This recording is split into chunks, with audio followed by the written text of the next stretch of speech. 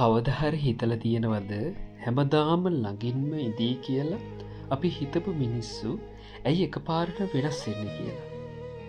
ඇත්තට මේ මිනිස්සු වැරදින්නේ. අපි බැඳෙන්නේ අපි තෝරගන්න ඒ බැඳීම සදාකාලිකයි කියලා හිතාගෙන. ඒ නිසයි අපි හැම වෙලේම බැඳීම් ඇතුළේ නොවෙනස් වන අපිට ඕන දේම බලාපොරොත්තු වෙන්නේ. හැබැයි ඒ බලාපොරොත්තුව විඳනකොට තමයි බැඳීමක් කියන්නේ මහ පොළොව තරම් දුකක් කියලා අපිට දැනෙන්නේ. ලෝකය කියන්නේ නිරන්තරයෙන්ම වෙනස් වෙන තැනක්.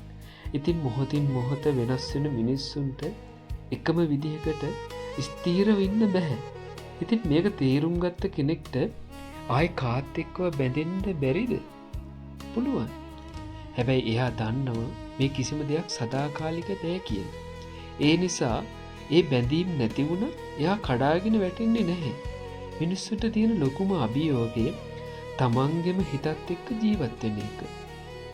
හිතට දුක, සතුට, තරහව, ආශාව වගේ දේවල් එනකොට මේ මමයි කියලා ඒ හැඟීම බදා ගන්නවා. ඉතින් පීඩාව පටන් ගන්න එතනින්.